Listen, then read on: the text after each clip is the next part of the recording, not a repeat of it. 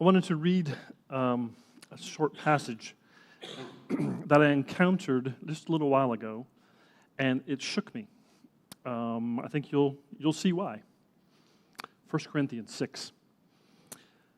Or do you not know that the unrighteous will not inherit the kingdom of God?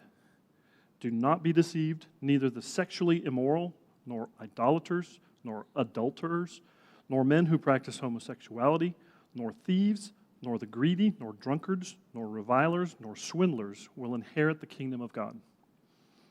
And such were some of you. But you were washed, you were sanctified, you were justified in the name of the Lord Jesus Christ and by the Spirit of our God. That's 1 Corinthians 6, 9 through 11. We're going to park just a few minutes here because that was a very specific list. That is not inclusive of all possible sins on the planet. It's a very small list. I had a bunch of questions. If you were having this read somewhere in your community and they knew that Paul knew you, would they probably look at you funny? What was he trying to do? Did he have people in mind as he was writing this? Was he trying to out them? Was he trying to embarrass them? Do you think he was trying to do that? Because I know if he had been talking about a group that had me in it, how would I have felt? The scariest part of it is, and such were some of you. This is Paul speaking of personal experience with these people. And he knew where they came from. So, that's the scary part. The most beautiful part is he immediately says, but you were washed. You were sanctified. You were justified. He ends on a note that makes me feel like he is celebrating this. He is not trying to embarrass anybody. He is not trying to excuse anything. He is celebrating where they came from. The thing I also noticed is that he did not say, probably the most impactful words are the ones that were not said. He did not say, you were disqualified. You were ineligible. He didn't say that. He went the other way. And he almost seemed to be saying, those things were what made you eligible. It also tells me a little bit about Paul, his relationship with the churches that he planted over the years. And it gives us a little window into early church culture. We can go all the way back to Acts 2 when we were seeing early church culture being lived out in front of us in Scripture. So I can notice a few things that this is showing us, and Acts 2 and other chapters following tell us. It was a confessional environment, meaning Paul knew these very private, embarrassing things from a lot of these people, and he was speaking them out loud, and he wasn't hiding it, and I don't know. We'd have to check to see if Paul got any letters from the church in Corinth, from any of these people, if they had a complaint. But I'm thinking that that's not where they weren't embarrassed about where they came from. They were glad. They were glad to not be where they were. It was very honest. It was honest church culture. And if you remember the story of Ananias and Sapphira, when they weren't honest, ouch, right? That was kind of a rough story. When they were trying to be cute and manipulate things, that did not go very well. They were also very repentant. They were also changed. This would not make any sense. This passage would make no sense if those people were still struggling with all of those sins. So Paul is highlighting the fact, look where you came from, and look what Jesus has done in your life. So, wow, That's why he said that. He wasn't trying to smear somebody's past. He was trying to say, look where you used to be and where you aren't anymore. They were confrontational. They would challenge each other. They would call each other out when necessary. They would push a little bit. Remember when Paul had words with Peter? It was still a good thing to hold somebody accountable for those things. So let me ask you a question.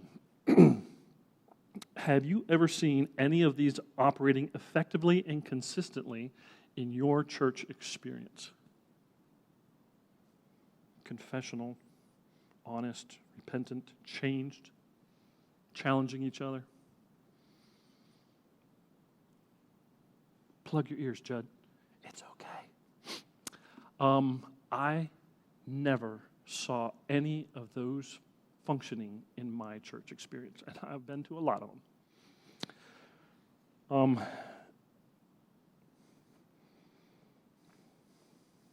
That makes it hard because I don't see some of these things, and if you have seen them, it's probably pretty rare. In general, it feels like we have lost these elements in our societies, in our cultures, our church societies.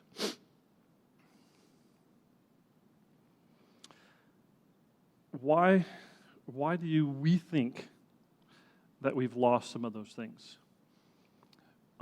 Meaning, these are things that are lost, so what do we actually have? I might make it a little bit easier to see it. We hide instead of confess. We bury things instead of being honest. We would rather people not know anything about it, and because of that, we don't change, and we struggle silently instead of bringing it out into the open. We don't challenge each other, even when we're aware of it most of the time. Not this never happens, but it's rare. Why do we think maybe we have gone in that direction? I thought through some things, given this passage and kind of where we are, what my experience has been in churches, and where we find ourselves. So here's one of them. We need the good opinion of others to be approved and accepted. Yeah, I was kind of addicted to that one myself. I had to have the good opinion of others, the acceptance, and I knew for a fact that if they knew certain things, I would lose that. We would rather be known as someone that has never done these things, which is a lie, instead of someone who struggles with it in private or hidden sexual sin and have left it behind and is walking in victory. That sounds a little bit better, doesn't it? Somebody who had this struggle and it is now no longer a part of their life and they are walking in victory. That would be better, I think, but it's still worrisome. Here's another one. We assume that growing up in a church community, we should be past these kinds of behaviors. I grew up in a church community, like every single time. The doors were open. So we assume that we are massive failures because we are not past these behaviors. They have ensnared us, entangled us, and have us shackled and enslaved. And so we are not able to say a word about the sexual perversions in our society. What that means is we can't speak about things. We can't point them out in general. We can't speak out about injustice in our communities, behavior of our children. We have no legs to stand on. We are silenced. So Christian men in our society struggling with these things, we have no voice. One that I also realized some I didn't know until much later in life, is that we are victims of generational hiding inherited from our fathers, our grandfathers, our great-grandfathers, all the way back to our first father, Adam. I know that's true, but I could only go back so far in my own family, but has always left me wondering. We are victims as this is the only thing we have seen modeled. We have not seen men grapple with God to deal with their sin. We have sensed the passivity, silence, and defeat in those who have gone before us, even though they never spoke about it. That was something that's definitely true in my life. My dad never spoke of this. In fact, he avoided the talk of the birds and the bees even. He threw a book on my bed and said, "Let me know if you have any questions." That was a lie. He did not want to speak about this. I've always wondered why. Why couldn't you warn? Why couldn't you have said something that would warn me off of really stupid choices? And I don't know, because we've never spoken of it.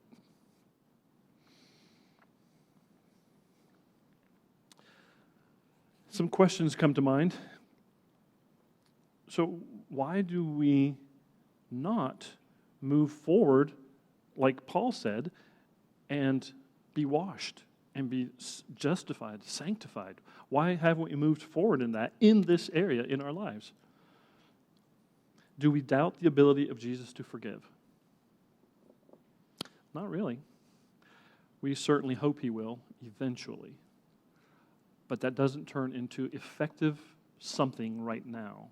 It's almost like at the end of my life, maybe, or something. I don't know. But there's something wrong there. Do we doubt the ability of Jesus to cleanse, restore, heal, and purify? We don't know because we've never seen it done. We have never asked for it. We are afraid of the cost. Ooh. That probably would make somebody wince, right? We are afraid of the cost. What do we think the cost is? I can't answer it completely, but I do guess that it would be higher than we are willing to pay. Well, let me correct that. It would be higher than we think we are willing to pay. In other words, we think what the cost would be, and the question is, are we actually right in that? We would need to confess and be honest with those around us, our wives, our families, our church families, our extended family, our communities. For many, that is too scary a prospect. For many, they would rather suffer quietly in slavery than to face the certain judgment, criticism, disapproval, cold shoulders, second-class citizen, being ostracized, ignored, overlooked, devalued. Because that is what they must think, right? Yes, I'm sure. I'm sure of it. I am absolutely sure that is what they will feel, think, and say. And that is what I was most terrified of in the whole earth. So, when my life group leader called me on Friday night, February 29th of 2015, after I had accidentally sent a pornographic picture in a reply to everyone on the life group mailing list, 30 people, I was literally shaking at the anticipated tongue lashing I would get, the disappointment, the shock of deception, the withdrawal of confidence, friendship, and trust. All of these fell on me like a ton of bricks as I wrestled with whether I would try to explain things away and continue to hide, deceive, and lie, or to admit that I was trapped and needed help for the first time in my life. I get it. There were 1,000 questions that I was afraid would all be answered with, "Of course they will." Will my wife leave me and divorce me? Of course she will. Will my children despise me and push me out of their lives? Of course they will. Will my friends slowly disconnect from me and be awkward and distant? Will my church leaders say words of forgiveness and restoration, but really write me off and put me on the back shelf and treat me as spoiled and unusable? Will my community be afraid that I am a raging pervert and unsafe for anyone to be around ever? Will my community be afraid? Would everyone simply be relieved if I just ended it all and took back this mess of my life so that they don't have to think about it or deal with it anymore? I had to admit that the fear that I felt was very real and so strong that I couldn't think or see past it. Those answers, by the way, weren't true. I felt that they were, but I wasn't willing to look into them to see if they actually were true. My fears told me that they were true. I know that I would have never chosen to voluntarily confess honestly any of these things if my hand had not been forced by the circumstances of my being discovered. I also call it my big life kablooey. It would have remained hidden until the day I depart this earth. Pause for a second. There should be a growing realization in your minds of an irreconcilable difference in that, am I telling a story in the first person, or am I relating somebody else's story? So let me clarify. No, this is my story. This is not an illustration. This is my story. So what happened to those things that I feared? The complete collapse of my life, my reputation, my relationships. In that first phone call from my life group leader, for the first time in my life, I said, I'm in trouble and I need help. I can still hear the next words he said. Brother, we love you and we will walk with you through this. A few days later, we were sitting down with our pastor. I had invited my life group leader to join me as I was terrified, and he was the only one that I had spoken to. As I opened my mouth to blurt out my sordid life story, my life group leader interrupted me, which I thought was slightly rude. Obviously, we are here to hear all my nasty details. He pulled out a recent confession that he had made of the personal, private sexual sins that had been hidden in him. When he was finished, I'm going to try to read this. He said, I didn't want you to think you were the only sinner in the room. I had never heard or seen these things modeled nor spoken before. They will be a part of my story for the rest of my life. With my wife, there was pain, hurt, mistrust, and fear. For many, there can be volcanic anger. But as those faded, it mainly turned to confusion and the continual asking of why, which I could not answer. She was committed to our marriage, but realized there were things I needed to do and resolve in order for that to continue. She knew that she needed to have her needs met in the Lord and not me. She said some hard words. Even if you were to leave me, the Lord will take care of me. And that left me with, what do I do? I have been exposed. What do I do next? How do I navigate this horrible and painful path? My pastor, on hearing my story, said that this sounded like sexual addiction. And he recommended Christian counseling. My first reaction was, addiction? That's crazy. It's not like it has taken over, it's not like every day, I don't go around sneaking. Oh no, maybe it is. So I went to several counseling sessions with a sex addiction counselor. I did most of the talking. He provided some observations and comments at certain points, which were eye-opening to me. He characterized parts of my life with the words abuse and abandonment. I began to realize that I wasn't judging my own life correctly.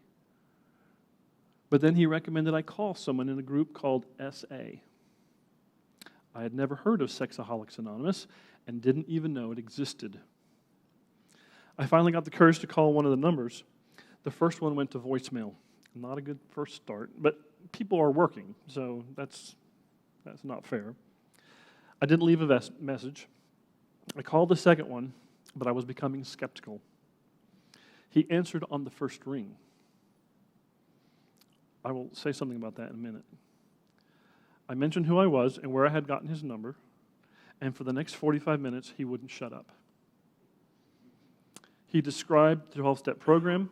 He talked about the fellowship of brothers that support each other in their quest for sobriety and recovery. He talked about his own life and the circumstances that brought him to the point of dealing with these painful issues. It all sounded brand new and yet strangely familiar. I had more questions. He agreed to meet me for lunch. That's when I found out a little bit more about him. He was at the VP level in a bank in downtown Columbia. And I started going backwards, like, you answered on the first ring a number that you did not know, and then you, unscheduled time, you spoke to me for 45 minutes, and then, I don't know what he did on his calendar to say, yes, I'm free for lunch. And I realized, wow, what's up? I couldn't explain it.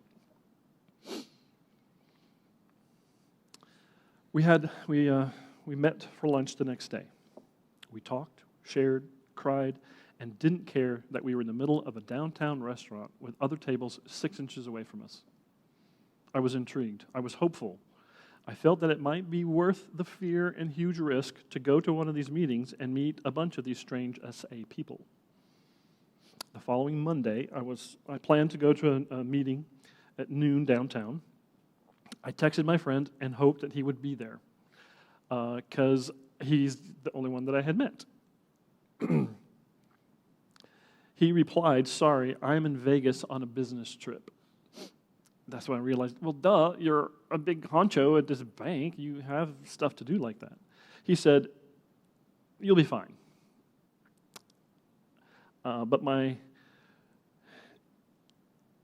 As I was pulling into the parking lot, my skepticism grew because it was empty. So I was pulling up to a church, and there was no cars in the parking lot, which was a little bit odd, except it is Monday at a church, so yeah, they could probably, that makes sense. But there was supposed to be a meeting there at noon. At that moment, a car came zooming into the parking lot, a little fast, in my opinion, came zooming in 2 spots away from me, and a man popped out and said, are you looking for a meeting? At that moment, I realized that my friend from Vegas at a business trip texted somebody, this person. I don't know where they came from, but I realized he dropped what he was doing, jumped in his car, and came flying over because somebody had told him that a newbie was coming to his first meeting. I expect he was probably going to be there. I don't know that for a fact. I didn't ask him a ton of questions. I was just rather shocked because I realized that's probably what happened. I know it was. Who are these people? Why are they so dedicated to me, my problems, my situation? Who does that? My hopefulness grew and my skepticism melted. There were only 3 of us at that first meeting. They both told a snapshot of their background and told what had brought them into the program. They were both completely different from me in almost every way. There was not synergy and compatibility on everything. In fact, hardly anything at all. And yet, there was commonality as we each had faced the challenge of dealing with this addiction in a healthy way for the first time in our lives. 7 years later, I am still attending the meetings. Not because I am the same person that walked in, not because I'm being forced to by some counselor or my wife trying to make it a requirement of us staying together or anything like that. No, it is because I have become those 2 that reached out and offered the life ring to a drowning person. There isn't enough time to tell of all the things I have learned, how my life has changed, how I am no longer enslaved, but still have to be careful and use the tools given to me in this fight. But the most amazing thing that has changed is that the thing I feared the most is now the thing I care the least about. If you had known me 7.5 years ago, you would gasp when I said that, because that was not me. I was petrified, I was controlled by that fear, and I would have done anything.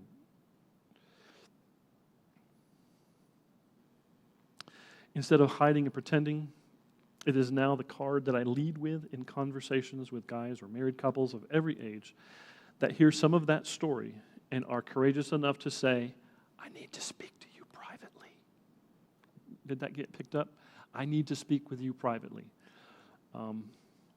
I was able to, I think a year after I had spoken with my pastor and started going to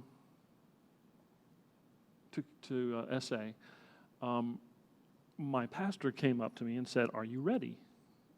And I looked at him like, maybe, but what are you talking about? There had been a church retreat being planned, and he said, we're talking about 3 really hard issues, and your story would go right here. And I said, well, I'm not ready yet, but give me a little bit of time, and I'll share it. Yeah. And I realized that's kind of different for me to say. My entire life group knew, so I knew that, and my pastor, and probably the rest of the leadership. But it wasn't necessarily common knowledge for everybody. I also remember thinking that there might be people in this room, once they hear my story, they may never want to talk to me again. I said that's possible. I don't think they'll be out and out mean or ugly to me, but they might not do that. And I realized, can't fix that. That's on them. What I'm actually hoping is that somebody would come up to me afterwards and want to know a little bit more or to be able to talk. So before supper was over that night at the retreat, 4 people had got up to me quietly and whispered to me that, can we talk a little bit later? I was flabbergasted. I was like, if there's somebody avoiding me right now, that's okay, because somebody is coming forward and saying, I need to talk to somebody. I feel like I need some help. I had never had that opportunity as I was growing up, and I had to take it all the way until I blew things up so bad that there was no choice. That was a mercy, because I would have not volunteered. I'm that stubborn. So it made it a little bit easier when I had already made a mess of everything, and so it's already out. I can't pretend that it's not there, because it is. If I had been invited to this meeting 7.5 years ago, once I realized what the topic was, I would have used everything in my power to not react, show too much interest, show not much interest, to not let my eyes water, to not fidget or seem nervous, because I didn't want anybody to come up to me afterwards and say, are you okay? You seem disturbed, or something like that. Keeping these hidden things buried and secret was what I held on to keep my life afloat. I would have wanted to ask some questions, but internally I would have been churning, wishing I could say or do something, but terrified of what it would mean. So it's entirely possible. Are you churning like me? Are you me? There's a good possibility. I think I represent fairly typically that we have been affected negatively by the fact that generations before us have not been honest about this, have not been willing to say something. I did have a theory as to why my father never said anything, especially telling a little boy about things, because little boys tend to ask penetrating questions, and then they would have to be answered or avoided. So the only way to not be asked embarrassing questions is to avoid it permanently. So I don't know what that means, though. It doesn't necessarily prove, but it makes me awfully suspicious. If this isn't a problem in your life, then wouldn't you want to talk about it? Because you could give some really good advice. So if we're not talking about it, it's probably because there's something there. So, so I'm here to tell you that I was completely and totally wrong about so many things. All my assumptions, all my beliefs about what people would think or say or do. I assumed so many things that were just plain wrong. I'm here to tell you also that if I had to do it all over again, I think I would reach for that lifeline. I would find some courage and take a few steps to ask some questions, figure some things out, see if this is something that I need, hear others' stories that let me know I'm not the only one on the planet, and that I can benefit from what others have found and learned that are not suffering this before it's too late. Don't you think it's time for us to step out of these voluntary jail cells, to take up the tools provided to us and to courageously address this hidden scourge for the sake of our families, churches, and communities? It isn't an easy process.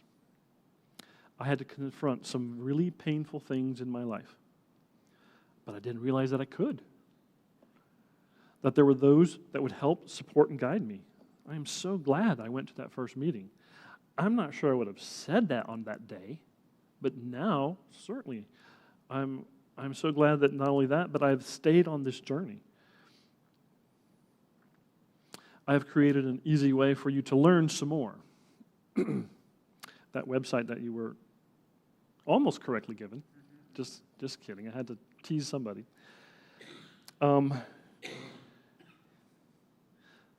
That's one of the things that I have been able to do is, as I see new people coming into the program, I don't even have to ask them, "Are you new to this program?"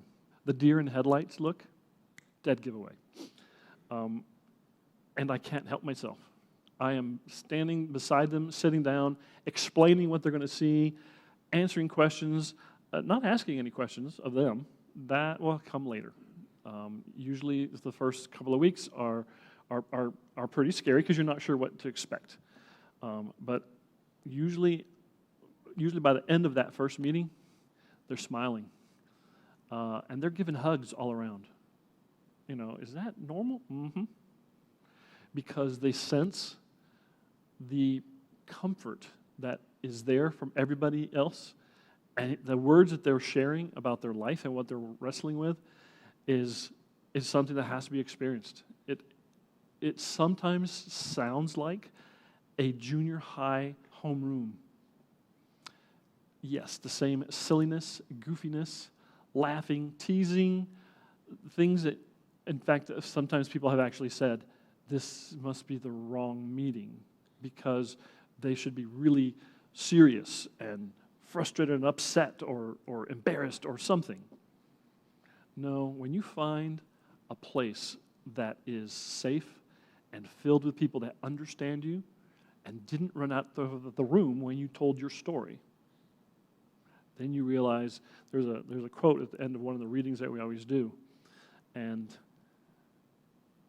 I usually end up telling the newcomers, listen for this little phrase. It's at the very end of this particular reading. It says, "We were home." And that's what I think causes that. There's such a degree of comfort that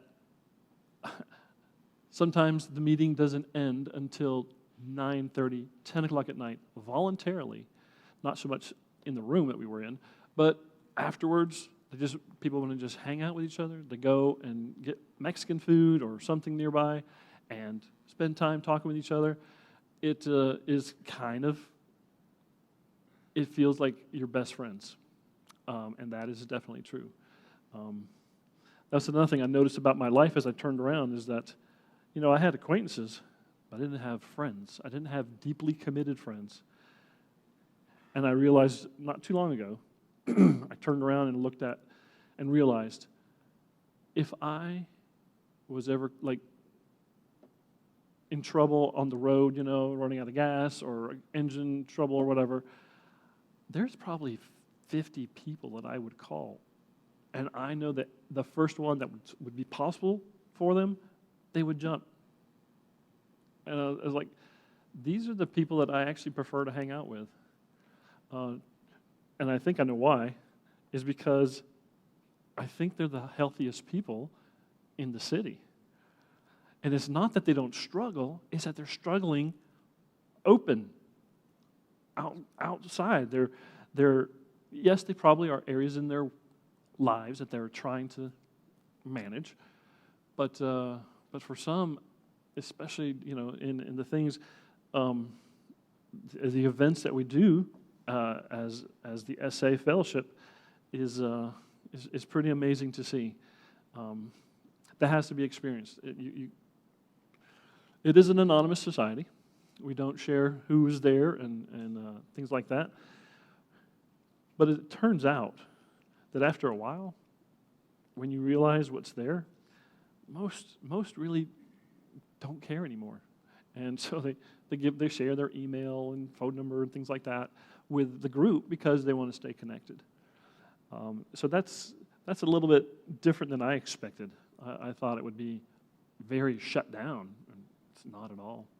So I think that's what I realized over time is how this had affected my life in the sense that the things that I went through can help somebody else. And I've learned that dealing with it straight on, forward, meaning not mincing words, talking honestly about things, is some of the best things that we can do for our brothers, is to help them. So this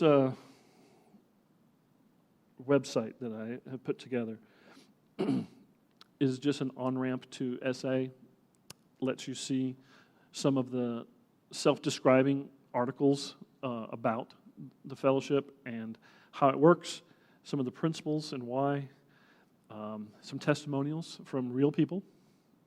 Every single one of those people, I asked them if they would do a testimonial, and they all said absolutely.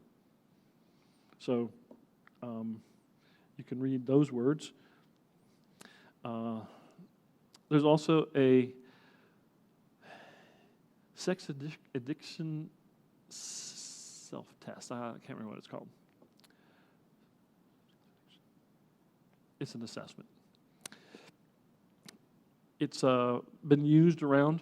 It's probably the same one that is used by most counseling offices and possibly others. But if you've never taken one, it's not that hard. It's 45 questions, and it'll calculate and give you a score. And it's you and the screen, and when you turn it off, it's gone.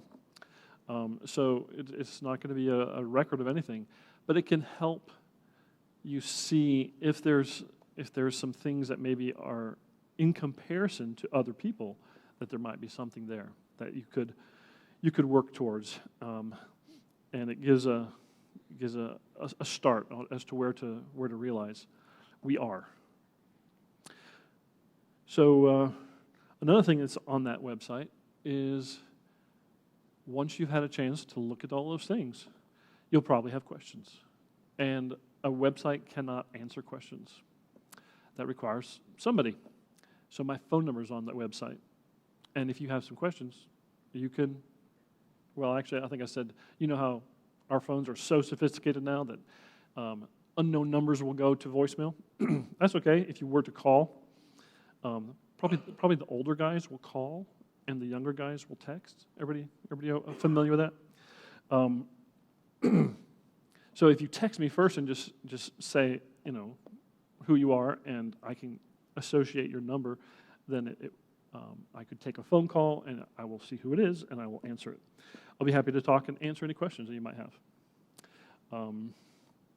So don't let lack of knowledge or understanding of something stop you from considering that and going in that direction if that's what you feel like you need.